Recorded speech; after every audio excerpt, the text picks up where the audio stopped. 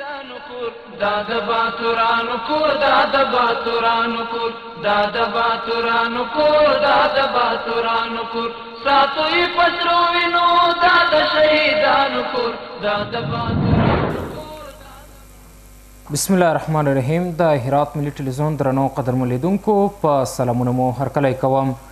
نن شنبه د 1445 هجري سپوږمیز کال د شوال المکرم میاشتې 18مه نیټه ده چې د 1403 هجري لمریز کال د غوایي اسور میاشتې 8مې نیټې سره سمون خوري.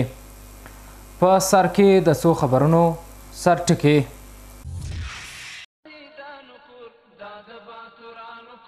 د غوایي 8مې د ورځې په سمون په هرات کې سیاسي چارو کارپوهان وایي د اسلامي امارت له لوري بشپړ امنیت تامین.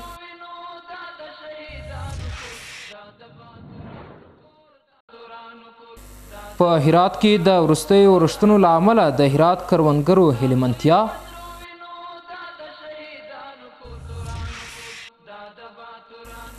او په هرات کې د خطاطانو او لیکوالانو د آثارو نندارتون جوړېدل.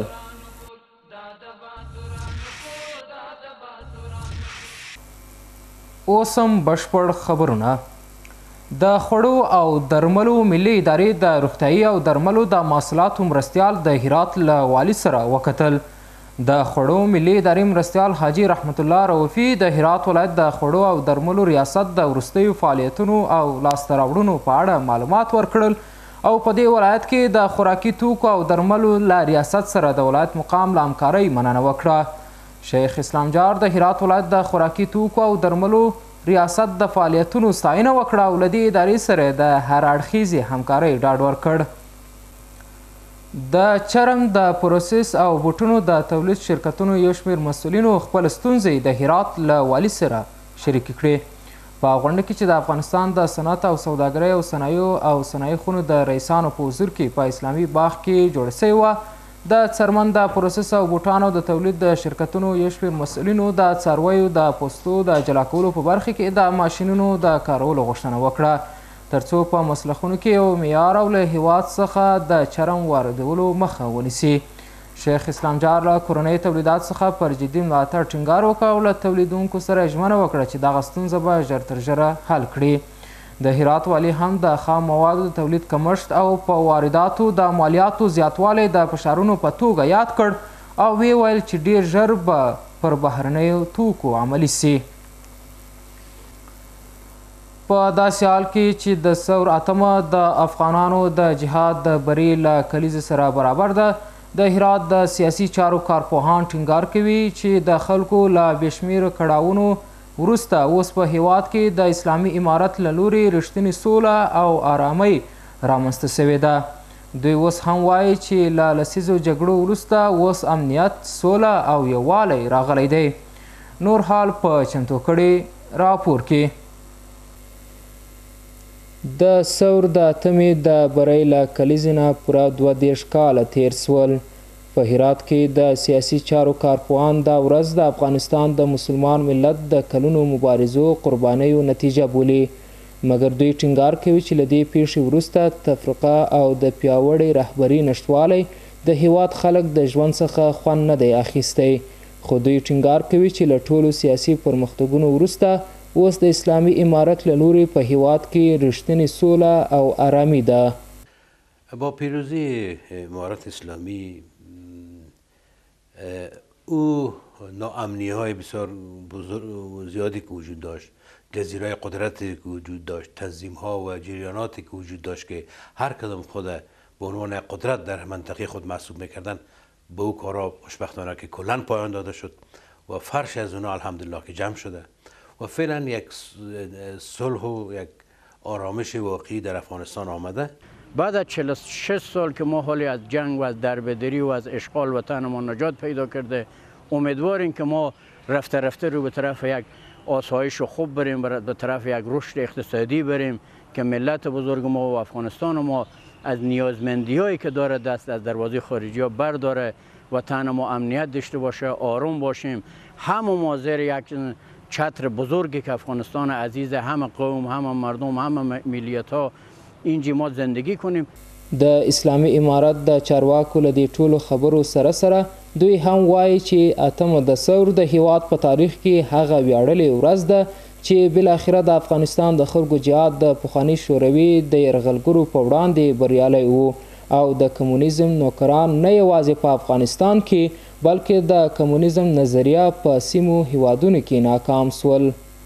8 دسمبر مهمه ورځ په دې ده چې افغانانو د سرو لښکرو په مقابل کې په تش لاس باندې جهاد و مقاومت پیل کړي او بالاخره اشغالګر د هیواد څخه ووتل. خو بدبختانه زموږ جهادي رهبران په خپلو کې جوړ رانله د شهیدانو د ارمانونو د تحقق لپاره چې دوی کومه قرباني ورکړې وه، کومه مبارزه یې ورکړې وه، هغه نتیجه په لاس باندې رانله. اسلامي امارت د 8 دسمبر په نتیجه ګیرۍ باندې اوس یو محکم او مستحکم نظام جوړ کړی دی، وحدت و یووالی و اتحاد و اتفاق یې راوستلی.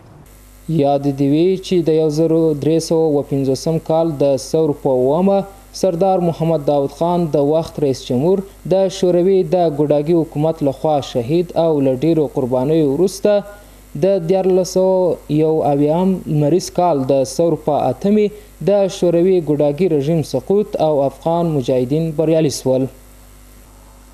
د هرات کروندګر په دغه ولایت کې له وروستیو رښتونو خوښ دي.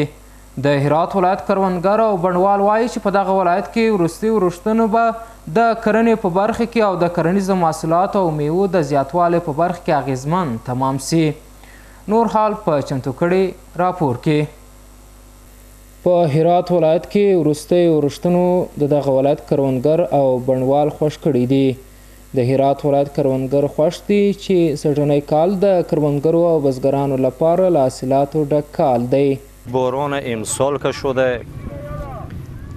تا پارسال که ما اینجی اصلا چای او نمیداد، سولر میکدشتن خوش میشد، چای عمیق خوش میشد. امسال که از این سر بهار و تا زمستون تا حال که بهار باران شده، خوب باران کرده، چای او کرده دیگه، کشت و زراعت همه چیز به حساب خونه که او هسته. حیوانات و علف و که حساب علف که این باروندگی کرده به حیوانات هم خیلی خوب شده، حتی گوسفند و مال بالا رفته، به می واسطه که علف داریم، همه چیز بو شده.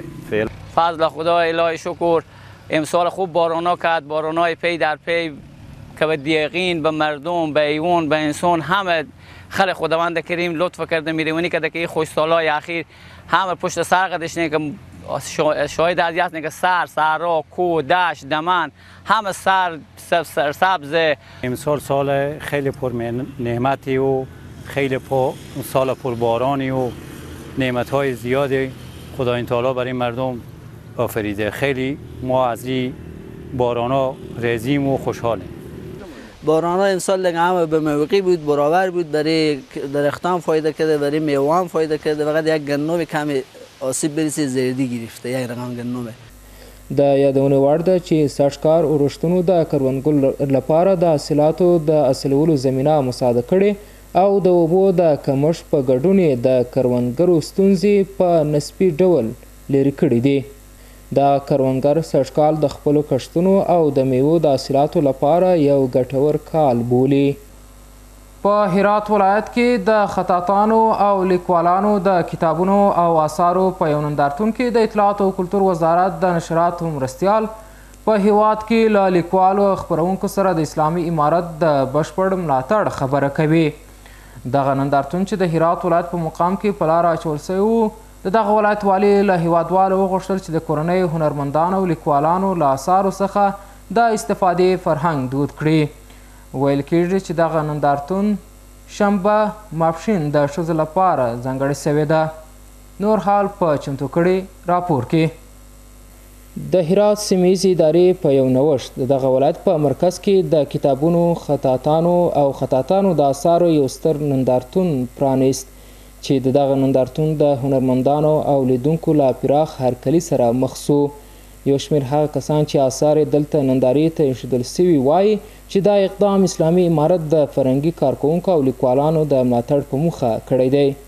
یکی از خوبی های برگزاری این نمایشگاه در چنین سالونی و در چنین جایگاه بسیار بلند دولتی میتونیم بگیم که حمایت دولت از هنرمندان هست و هنرمندان یکی از اقشار مهم جامعه هستند که برای زیبایی و خلق آثار زیبا میکوشند اینها. امیدوارم که جوانای عزیز ما، مردم عزیز ما اگر میتوانند به ماه یک کتابی بخرند به کتابخانه خود زیاد بکنند. من ایره به همه ایره باید به تمام مردم افغانستان تذکر بدم که مردم ایران همه کتابخانه دارند. ما باید وطن خور بسازیم، وطن ما به سر ما حق داره. آل مسئولینی که هستند دلسوز به وطن و میخوایم که ملت سر پای خود شد. د هرات د سیمې ادارې مسؤلینو د کتاب پلورونکو لیکوالانو او فرهنګیانو د ملاتړ ترڅنګ په دې برخه کې د هیوادوالو د ملاتړ غوښتنه هم وکړه. آثار خطی دانشمندای هرات را بخرید. اینا خوب چیز از مطالعه هم نمیخواد که بهش متعاون کنه. مثلا به یک جای زده میشه به دیوال باعث زینت میشه از اینکه شما یک تابلو خارجی میارید، از اینکه شما یک اثری را در خانه خود میگذارید که به فرهنگ شما هم وفق نداره. هر هراتی ما در گوشه از ذهن او باشه که به مشوره امام مسجد، خطیب مسجد، یک دعای جالبی، یک حدیث قشنگی، یک شعر پرمعنایی را ما از استادان خط میخوایم که نوشته کنه و این به بهترین نقطه خانه خود میسازن. بیایم این فرهنگ خود بر فرهنگ سازی کنیم. بیایم در خانه های خود آثار استادان خود داشته باشیم. امروز ما و شما شاهد نمایشگاه کتاب و آثار خطاطان و خوشنویسان هستیم که در داخل مقام ولایت هرات صورت گرفته.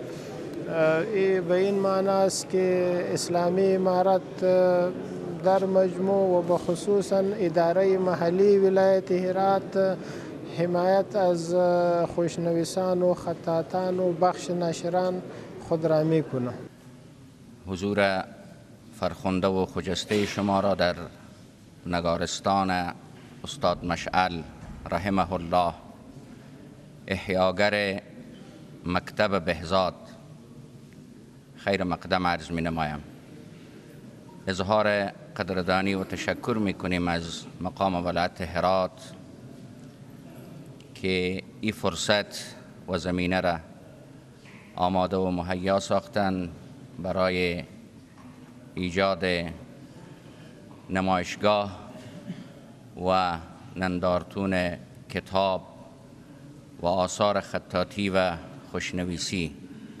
اسلامی امارت مسئولین څرنګه چې ملت ورسره متحد دی، ملت ورسره همغږی دی او ملت په هر وخت کې ورته لبیک وایي، همداشان بالمقابل امارت اسلامی او مسئولین هم خپل د اولس خدمتګاران دي او خپل د اولس پر وخت باندې جواب وایي او خپل د اولس و مشکلاتو ته رسیدګي کوي.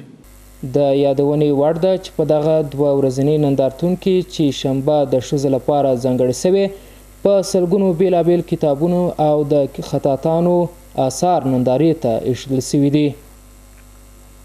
د هرات د رباطسنګۍ ولسوالۍ شمېر کروندګر وایي چې له بارانونو وروسته په پوره هیلهمندۍ سره حبوبات کرلي دي. د دې ولسوالۍ کروندګر وایي په تیرو 2 کلونو کې وچکالۍ ډېری کروندګر اغېزمن کړي چې یو شمېر یې د وچکالۍ له امله د هرات مرکز ته کډه سوي دي. خو دوی زیاتوي چې وروستیو ورښتونو د دې ولایت اوسیدونکي له وچکالۍ څخه د خلاصون هیله پیدا کړې ده. په ورته وخت کې د هرات سیمه چارواکي وایي اسلامي امارت په پام کې لري چې د ولسوالیو په کچه عامه ګټې اخیستنې پروژې پلي کړي چې په کلیو کې به د خلکو د ژوند معیارونه بدل کړي. د یادونې وړ ده چې د رباطسنګۍ شاوخوا 90 سلنه خلک په کرنه بوخت دي او د دې ولسوالۍ اوسیدونکي خپل حاصلات د للمي په بڼه کري. د هرات ولایت د ترافیکو پولیسو د موټر چلولو لایسنس لپاره له غوښتونکو څخه عملي ازموینه اخیستې. د 198 تنو په شمېر سره چې د مخې په ورځني ټولګیو کې شامل شوي وو، د سړک ترافیک اصول او مقررات د ټولګي له ټاکلې مودې وروسته او د نظري ازموینې اخیستلو په تېرېدو سره په عملي ازموینې کې شامل شول. له دغه ټولۍ څخه 132 تنه د ترافیکو پولیسو مدیر حاجي ذبیح الله اکبري او قاری احمد جاوید د لیسانس امیر پښتون کې په عملي ازموینې کې بریالي شول. محترم لیدونکو، اوس هم ستاسو پام راړوم د سبا ورځ د هوا اټکل. د لوی سشتن تالا په نامه ګرانو لیدونکو د ما سلامونه ومنئ. شپه مو په خیر. اوس هم پاملرنه وکړئ د سبا ورځې د هوا اټکل. یکشنبه هرات ښار لمر الوره درجه 19 تیتای 15 غوریان اوریاز الوره درجه 21 تیتای 16 کراخ نیمه اوریاز الوره درجه 14 تیتای 3 او پشتون زرغان لمر الوره درجه 19 تیتای 16. اوس هم یو ځل بیا د څو خبرونو سرټکي.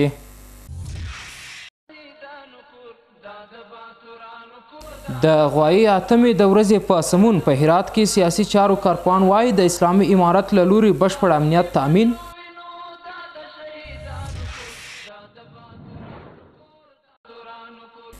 په هرات کې د وروستیو رشتونو له امله د هرات کروندګرو هیلمنتیا.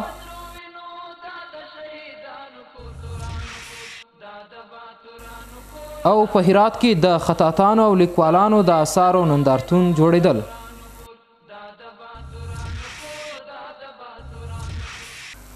درنو قدرمن لیدونکو، دا و د نن شپې خبرونه چې ستاسو قدرمنه حضور ته وړاندې سوه.